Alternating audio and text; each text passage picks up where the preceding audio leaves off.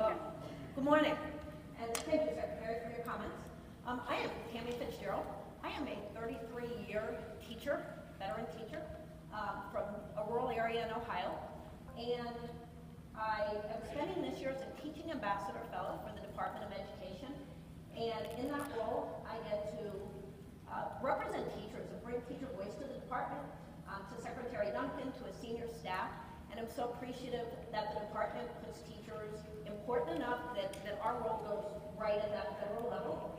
And then that's exemplified as we sit here and talk to teachers during the Secretary's time this morning on stage. I'd like to introduce, we have Stephen Long. Steve is a National Board Certified teacher from Rogers High School in Rogers, Arkansas. He has taught for 40 years. Like many of the science teachers, Steve has taught all sciences. Primarily his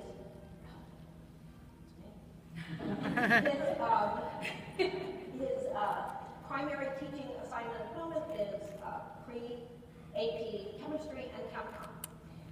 He has won a Milken Award.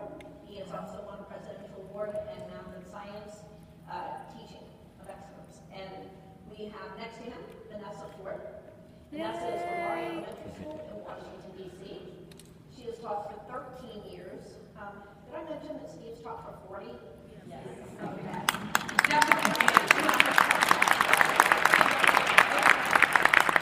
So we have our mid-career with Vanessa. Vanessa teaches at Arne Elementary School in Washington, D.C. And she is a think tank and STEM coordinator. Now, what a cool job to have, right? She works with pre-K through 5th graders.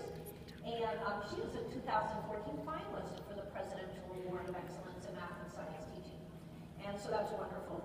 And she also is a part of, in their district, Teachers in Action, or Teaching in Action, where other teachers can come in and observe her classroom and learn from that and use that as their professional development as being embedded, which is pretty impressive.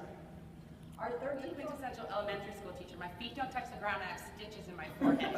So, from yesterday. The innovation that's happening in science right now at the elementary level, I think can be exemplified in the fact that I have a job called Think Tank in DC Public Schools. I was hired to run a program where kids had the opportunity to collaborate with each other, problem solve, persevere, use what they know, and transfer their learning, lots of habits of mind work, and also ensure that all their intelligences were being used.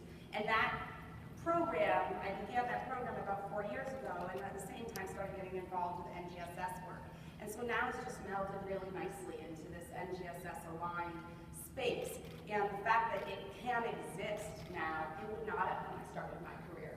There's space for it, and there's passion for it, and there's support for it. So there's so much room right now in science education for elementary to really take off, and it's exciting. And it's right around the corner from where you are, so and then give it to them. A lot of times teachers are isolated. They want to go see other teachers, talk with other teachers, learn from other teachers, provide funding to come to places like NSTA. This is invaluable. When we're done here, we get to go do all the stuff that you guys have been getting to do. But ultimately, professional development can really be amazing if it's based in the voice of the people who need it. Let me ask a follow-up. This is really hard.